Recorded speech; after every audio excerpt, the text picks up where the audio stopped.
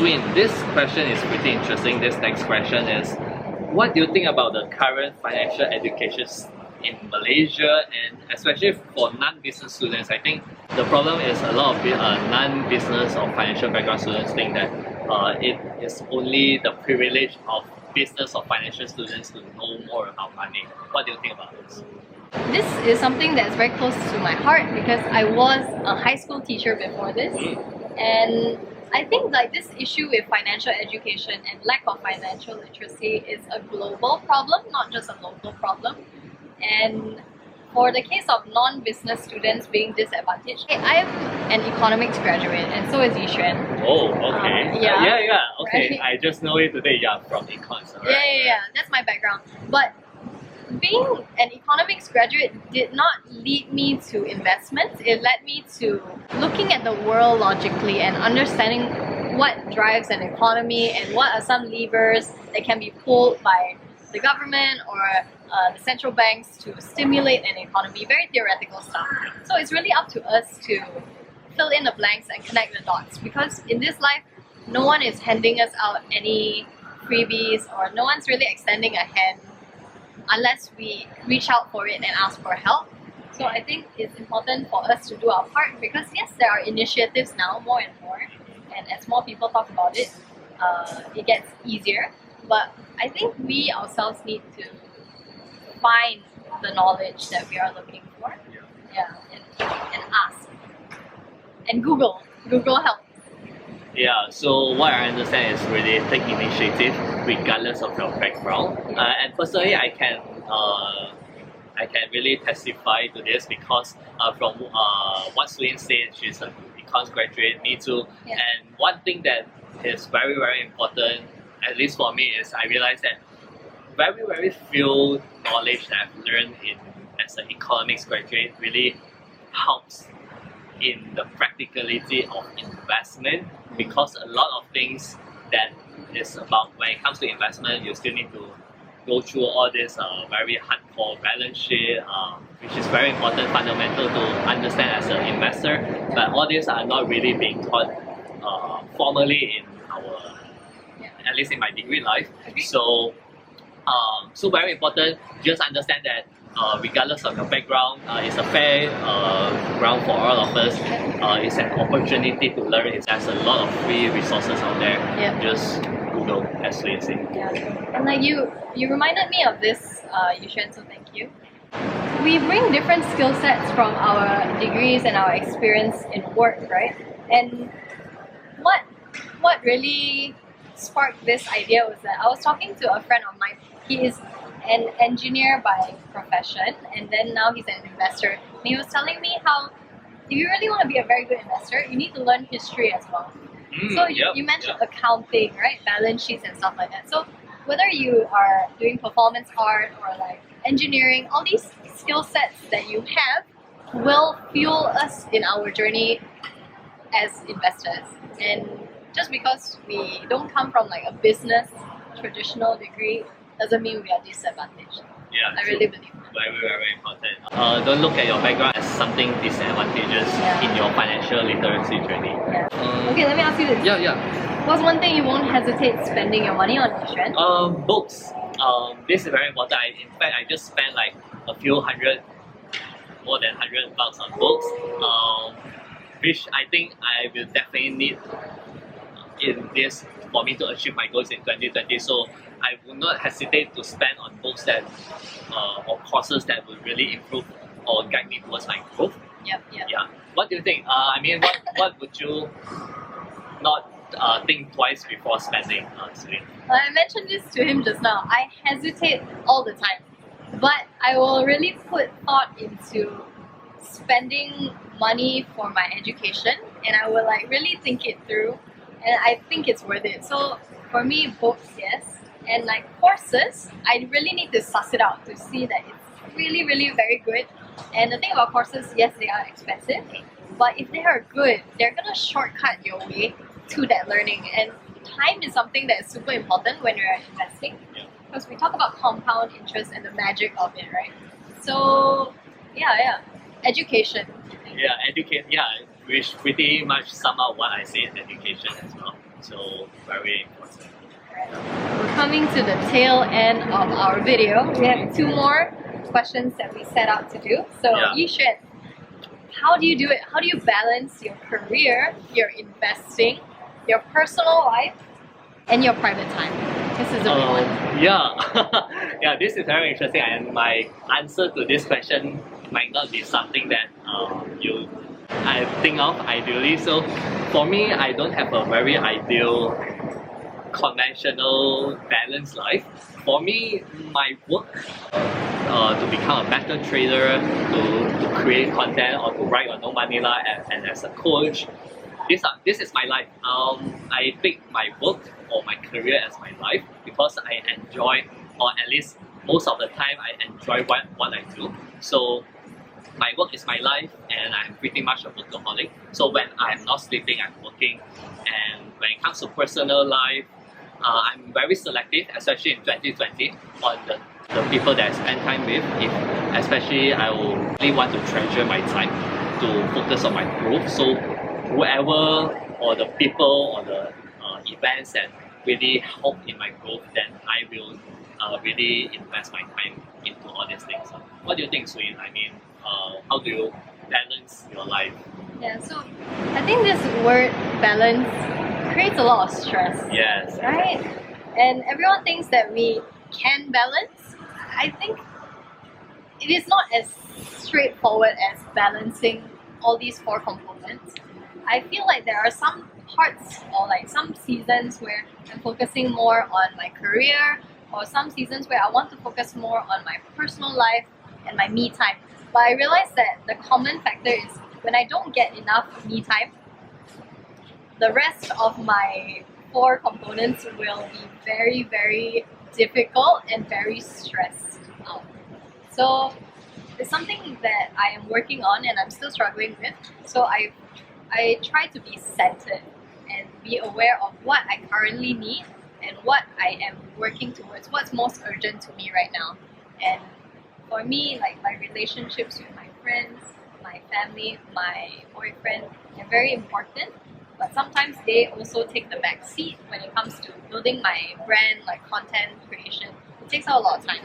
So I have to be very careful with my time and I schedule my time much like Yi Xuan. Very important. Yeah. Very important. So you just need to figure out, is this time for leisure or whatever you choose to do with it, is it worth the trade-off?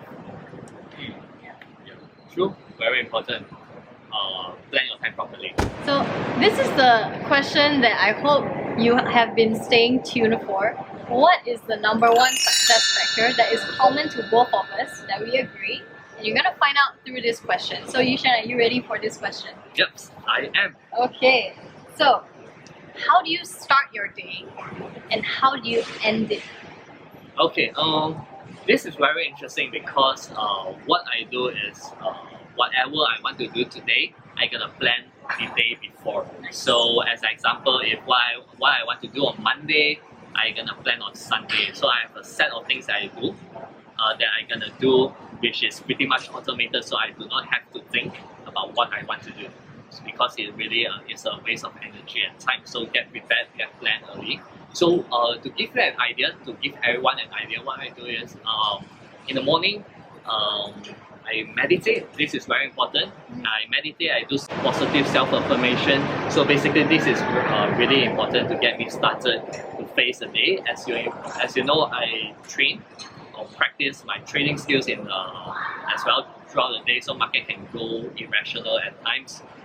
So it's very important for me to get started at the right pace. I'm gonna do my daily review. How did I perform during the day? What could be better? Then I'm gonna meditate again before I sleep. So this is a brief idea of how I work on my day. Okay, so like what I got from that is you pre-plan. That is your advantage. And meditation seems to be the start and the end of your day. Yeah. Why meditation? The reason why I meditate is pretty simple. You gotta start the day with you set your tone or the pace on how you start your day, and basically you end the day with the tone that you want. So basically I heard of this quote before. You can't control what happens in between the day because sometimes it just happens, but you can definitely control how you start and end the day because it all starts and ends with you. So yeah, that's from me. How do you start and end your day, Suyin? I'm very curious. Yi Xuan and I both are very much into habits. So this year, my focus is actually on habits. And starting and ending the day, these are the really critical points about my day that I really pay attention to. So let's start with how I end my day, because that is actually the thing that I'm focusing on the most. That's like number one in my goals. How I end my day is I put my phone away an hour before I actually decide I want to sleep, and I do my best to sleep early, which is before 11:30. Wow. Yeah. Okay. And once I put my phone away, I am starting to get ready for bed. So what I do is I list 5 things that I am grateful for. I work on gratitude because, again, it sets the tone of like being at peace, being grateful, and taking note of the highlights of the day. And after that, what I do is I read material that is not going to like wreak havoc on my brain. I do things that are more like inner, like reflection focus. Yeah, that's how I end my day, and then I go to sleep.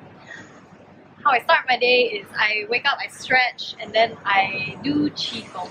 So instead of meditating, I do qigong. I learned this from my boyfriend's dad, and I find it to be very therapeutic, and it's also very good for moving our body. So I exercise, but I find starting the day just moving our bodies very simply is really rejuvenating, and I enjoy it.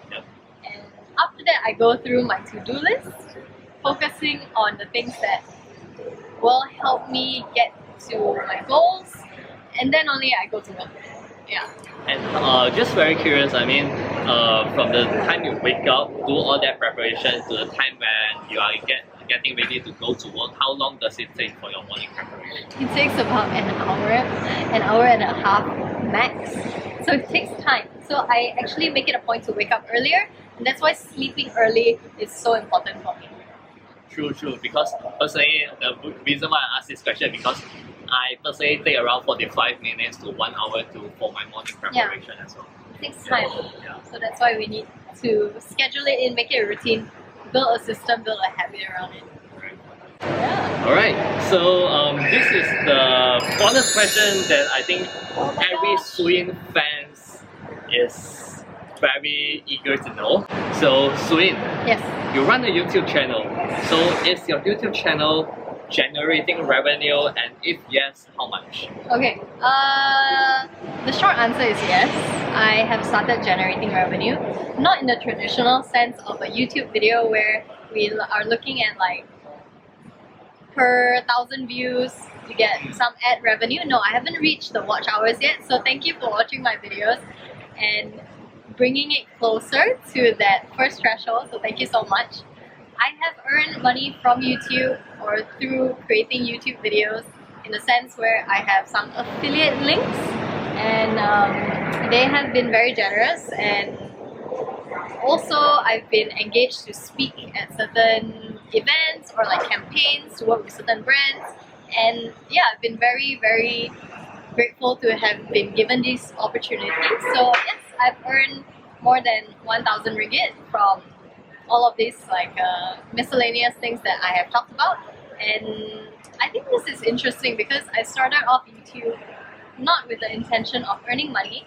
That was like very much further into the future, and yeah, I started off with the intention of putting content out there that I myself would have benefited from, and the money is a very nice bonus. And I think this is interesting because it is another income stream that has come my way, and that is something that I would like to grow and also not exploit as a content creator, and just talk about things that I truly believe in. And yeah. True. So I think all of you get some idea about how Suyin runs a channel, and super important, keep supporting Suyin. Support the channel, your likes helps out with the YouTube algorithm. Oh yes. Check her out. Smash that like button. Smash that like button, smash that subscribe button. Oh my god, so like plug, right? But yeah, same for Yi Xuan, right? I don't know. Do you wanna insert like what's it like being a content creator on the blogging side? Alright, so from my side, very similar to how Suyin works. I also earn a little from affiliate links, but mainly I also make a little money from organizing workshops. So as you know, I organize real estate investment trust with workshop where I share what I know with people about real investing. So I do make some money from there. That said, I do not want to make no money lah or my personal blog something that is commercialized like a lot of website that you see out there, and make this something personal, something where I can share my learning process, my journey, my mistakes. So I believe this is something that I want to share with the values that I want to share with my readers and people that come to my workshop. So it makes money for sure, slowly but surely, but it's not the main goal. My goal is really to share my adulthood journey when it comes to personal growth and money. Thank you, Yi Xuan. Thanks, Suyin. So we have come to the end of the video. I hope you like this style of question and answering, or what do you call it? Ask us anything video. Ask us anything video. So if you like this kind of video, give us a thumbs up. Please check out No Money La or Yi Xuan's blog, website. Blog, yeah. What do you call it? Blog or website? It's a personal space. Personal space, yeah. Well, all up in his personal space and check it out. Yeah. Also, and remember to smash that like button. Thank you so much. We'll see you in the next one. Bye. Bye.